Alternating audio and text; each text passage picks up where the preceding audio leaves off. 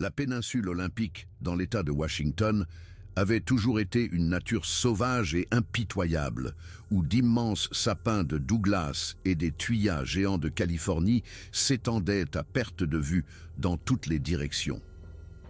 Le 3 novembre 2025, la région connaissait l'une des chutes de neige les plus précoces et les plus abondantes de son histoire. Au matin, la forêt était recouverte d'un manteau de neige qui avait atteint plus d'1,20 m par endroit, avec des températures chutant à 18 degrés Fahrenheit, environ moins 8 degrés Celsius. C'est là que 5 ouvriers forestiers se trouvaient en cette matinée grise, chargés de déblayer une route forestière isolée. Marcus Whitfield, le chef d'équipe de 41 ans, fort de ses 18 ans d'expérience, connaissait ces montagnes comme sa poche. À côté de lui était assise Jennifer Chen, 34 ans, la spécialiste de l'équipement de l'équipe. Dans le compartiment arrière se trouvaient David Patterson, 29 ans, Sarah Mitchell, 38 ans, et Robert Chen, 42 ans, le frère aîné de Jennifer. L'autoneige s'était bien comporté malgré les conditions extrêmes, ses chenilles labourant la neige alors qu'ils parcouraient les 43 kilomètres qui les séparaient de la ville la plus proche, Clearwater. Ils étaient partis à 5h30 ce matin-là, mettant plus de 3 heures pour atteindre leur destination, au cœur d'une parcelle de forêt à laquelle l'entreprise forestière n'avait eu accès que récemment, après des années de négociations. Vers le milieu de la matinée, ils atteignirent un immense sapin de Douglas abattu qui bloquait la route, son tronc mesurant facilement près de 2 mètres de diamètre. Mais avant de pouvoir commencer à le dégager, ils devaient s'occuper d'un bruit de grincement que l'autoneige avait commencé à émettre. Marcus arrêta le véhicule à 50 mètres de l'arbre tombé. Ce qu'aucun d'eux ne savait, c'est que leur intrusion dans cette partie reculée de la forêt n'était pas passée inaperçue. Les opérations d'abattage avaient pénétré des territoires restés inviolés depuis des générations, dérangeant quelque chose que la plupart des gens rejetaient comme relevant du folklore. David et Sarah sortirent pour examiner le train de chenilles droit. Le froid les frappa comme un coup de poing alors qu'ils affrontaient toute la force du vent. Ils s'accroupirent près de la chenille, travaillant en silence, leurs mains gantées rendues maladroites par le froid. Sarah fut la première à remarquer le silence anormal. Aucun oiseau ne chantait, aucun petit animal ne bougeait dans les sous-bois. Elle en fit part à David, et bien qu'il tentât de l'ignorer, il sentit les poils de sa nuque se hérisser, cet avertissement primitif qu'ils étaient observés. Puis ils remarquèrent l'odeur, une odeur musquée qui semblait complètement déplacée. Quelque chose d'organique et de vivant qui déclencha de profondes réactions instinctives. Sarah se releva, sa main se dirigeant vers la radio à sa ceinture, lorsqu'elle vit un mouvement à la lisière des arbres, à une 50aine de mètres de là. Au début, elle pensa que c'était peut-être un ours, mais la forme ne correspondait pas. Trop grande, trop droite, trop humaine dans ses proportions. La créature mesurait au moins 2,40 m, était de toute évidence massive et couverte d'un pelage brun-roux foncé emmêlé de neige. Ses épaules étaient incroyablement larges. Ses bras pendaient bas, atteignant presque ses genoux. Le visage paraissait presque humain, mais fondamentalement anormal, avec des arcades sourcilières proéminentes et un nez plat. Mais les yeux, grands, sombres, et qui la fixait droit dans les siens, témoignait d'une intelligence indéniable. David attrapa le bras de Sarah et la tira vers l'autoneige, criant aux autres de rentrer à l'intérieur. Dans la cabine, Marcus et Jennifer entendirent la terreur dans la voix de David et se retournèrent pour les voir se précipiter vers le véhicule avec une urgence désespérée. Puis, la créature manifesta sa présence par une vocalisation qui ne ressemblait à rien de ce qu'ils avaient jamais entendu. Cela commença par un grondement sourd qu'ils purent sentir dans leur poitrine, puis monta en un hurlement perçant qui semblait faire vibrer leurs os et court-circuiter toute pensée rationnelle, déclenchant une terreur primitive. Le son était d'une puissance inouïe, se propageant à travers la clairière et se répercutant sur les arbres. Il dura peut-être 10 secondes avant de s'arrêter brusquement. Le silence qui suivit parut encore plus oppressant. Puis la créature se déplaça avec une vitesse stupéfiante pour quelque chose d'aussi grand. Émergeant de la lisière de la forêt et couvrant le terrain à grandes enjambées, Sarah et David atteignirent le compartiment arrière et se hissèrent à l'intérieur, David refermant la porte juste au moment où la créature atteignait le véhicule. L'impact fut terrible, secouant l'autoneige tout entière avec une violence qui fit voler l'équipement. Marcus fut projeté contre le tableau de bord, son épaule se déboîtant dans une douleur fulgurante. La créature se mit à marteler le véhicule de ses poings massifs, chaque coup produisant un son semblable à celui d'un marteau-piqueur frappant l'acier, bosselant un métal conçu pour résister à des conditions extrêmes. Jennifer put la voir clairement pour la première fois à travers le pare-brise. La créature mesurait facilement entre 2,60 m et 2,70 m, pesant probablement entre 270 et 320 kg de pur muscle. Elle se déplaçait autour de l'autoneige avec une agilité surprenante, testant différents points, cherchant des faiblesses tout en continuant ses vocalisations. Le visage de la créature était si proche que Jennifer pouvait distinguer les poils un à un, voir la condensation de son souffle embuer la vitre et regarder droit dans ses yeux sombres où elle pouvait voir l'intelligence qui la regardait en retour. Ses yeux contenaient quelque chose de plus terrifiant qu'une rage aveugle. Ils témoignaient d'une intention, d'un plan. Marcus chercha à tâtons du matériel d'urgence avec son seul bras valide et en sortit une fusée de détresse. Ensemble, lui et Jennifer l'allumèrent et la passèrent par la fenêtre partiellement ouverte. La fusée sembla enrager la créature plutôt que de l'effrayer.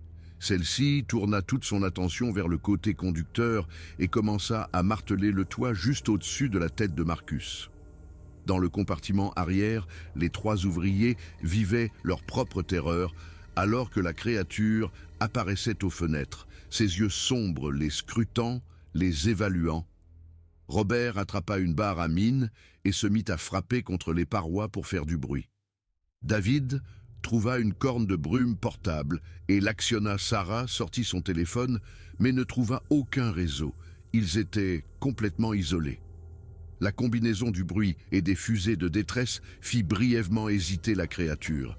Mais elle reprit son attaque avec une violence encore plus grande. Elle se déplaça vers la porte arrière et l'agrippa, essayant de l'arracher de ses gonds. Robert et Sarah se jetèrent contre la porte de l'intérieur, bien qu'ils sussent que si la créature employait toute sa force, aucune serrure ne tiendrait. Puis la créature grimpa sur le toit. Son poids énorme fit gémir et plier le métal, faisant sauter des rivets. Marcus réalisa qu'il ne leur restait que quelques minutes au plus avant que l'intégrité structurelle du véhicule ne cède complètement. Il essaya de démarrer le moteur pour s'enfuir, mais celui-ci refusa de répondre. L'attaque avait endommagé le système électrique. L'assaut dura de 15 à 20 minutes, bien que chaque seconde parût 1 heure. Cette terrible vocalisation revenait à intervalles irréguliers, déclenchant des réactions de peur profondément ancrées dans la neurologie humaine. Ils firent tous le plus de bruit possible, espérant que quelqu'un pourrait les entendre, même s'ils savaient rationnellement qu'ils se trouvaient à des kilomètres de toute autre présence humaine. Puis, avec la même imprévisibilité soudaine qui avait caractérisé son apparition, la créature s'arrêta. Les coups cessèrent, et ils l'entendirent descendre et s'éloigner. À travers les fenêtres, ils l'entrevirent alors qu'elle faisait lentement le tour de l'autoneige, presque nonchalamment, inspectant son œuvre. La créature s'arrêta à plusieurs reprises pour regarder par les fenêtres, son visage apparaissant soudainement et provoquant de nouvelles vagues de terreur, chaque fois que ses yeux sombres se fixaient sur l'un d'eux. Puis, elle fit demi-tour et retourna vers la lisière des arbres, se déplaçant dans la neige épaisse avec une aisance déconcertante. À la lisière, elle s'arrêta et se retourna, et Marcus aurait juré qu'elle les évaluait, décidant si d'autres violences étaient nécessaires. Elle vocalisa une dernière fois, un son plus bas et plus résonnant, presque comme un avertissement ou une déclaration de propriété.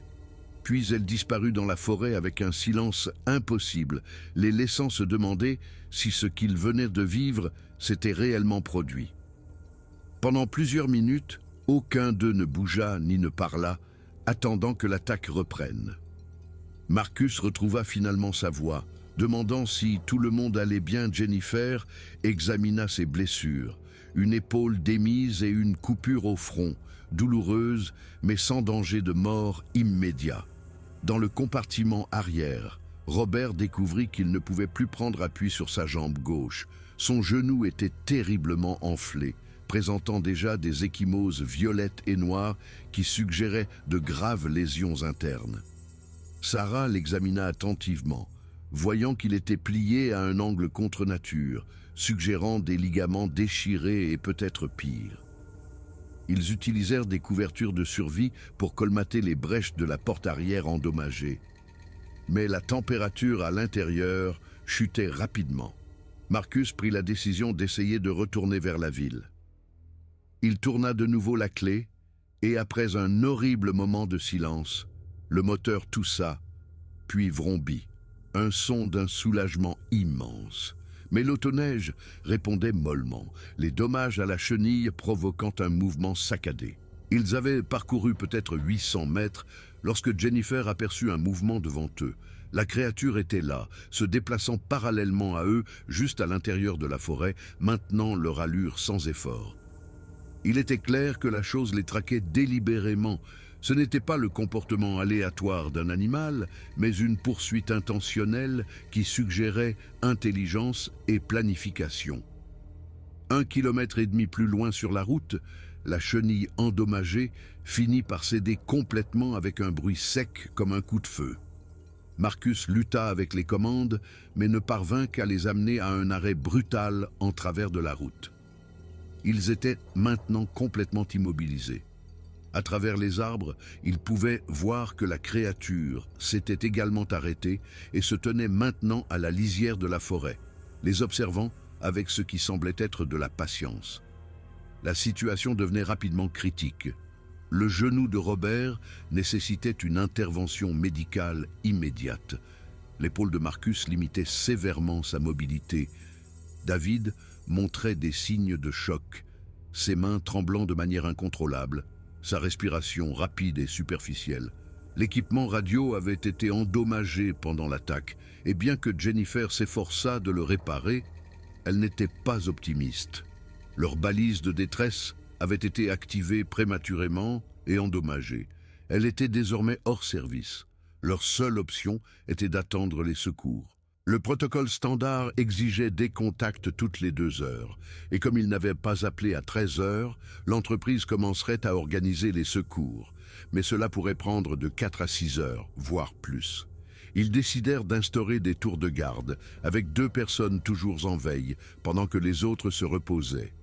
Ils laissèrent tourner le moteur pour fournir de la chaleur, sachant que le carburant n'était pas illimité, mais que mourir de froid semblait pire que le risque d'intoxication au monoxyde de carbone. Et ils attendirent, observant la créature qui continuait de les observer. Sarah, pendant son tour de garde avec Marcus, remarqua quelque chose d'encore plus troublant. Des aperçus de mouvements plus profondément dans la forêt, d'autres grandes silhouettes qui auraient pu être d'autres créatures. Elle le chuchota à Marcus et il scruta la forêt avec elle. Il compta ce qui pouvait être 3 ou 4 créatures supplémentaires, au-delà de celles qui se tenaient à la lisière. La présence de plusieurs créatures suggérait non pas un individu isolé, mais possiblement un groupe familial, ce qui impliquait des structures sociales et une coordination. À la tombée de la nuit, ils durent prendre une décision concernant la consommation de carburant.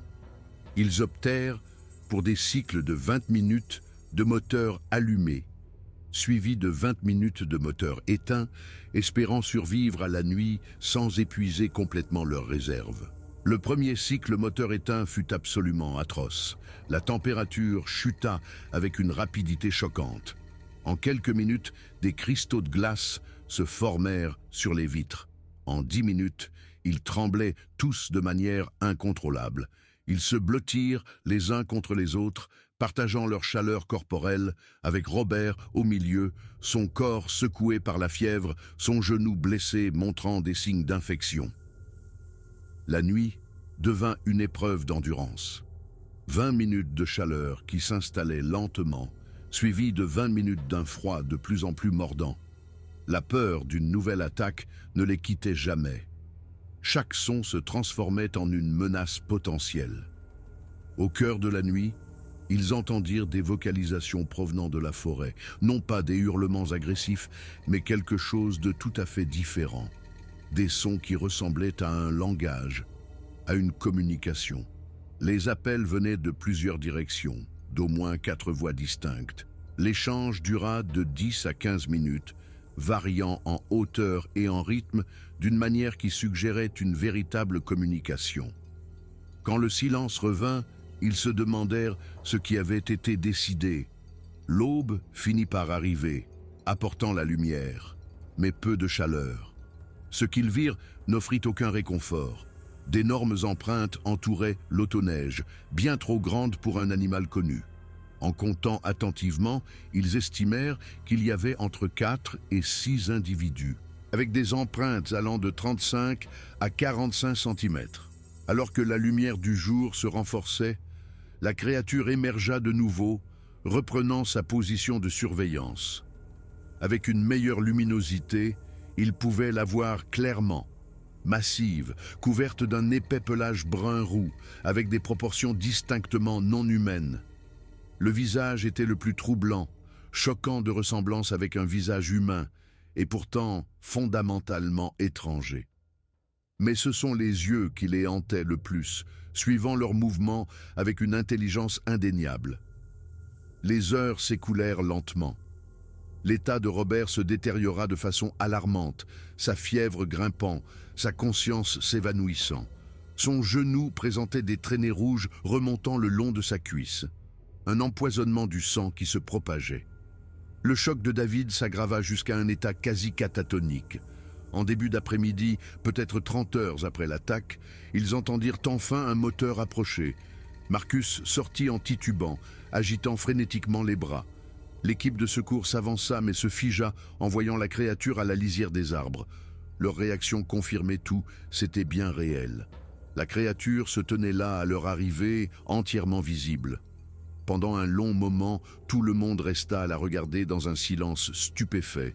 Puis elle poussa ce cri à glacer le sang avant de se retourner et de se fondre dans la forêt avec un silence impossible. L'équipe de secours se précipita, chargeant rapidement les 5 ouvriers. Le superviseur demanda une évacuation par hélicoptère. Alors qu'il s'éloignait, Jennifer regarda en arrière et vit un mouvement dans les arbres. 4 silhouettes massives et distinctes qui les regardèrent partir. L'évacuation par hélicoptère se déroula sans encombre.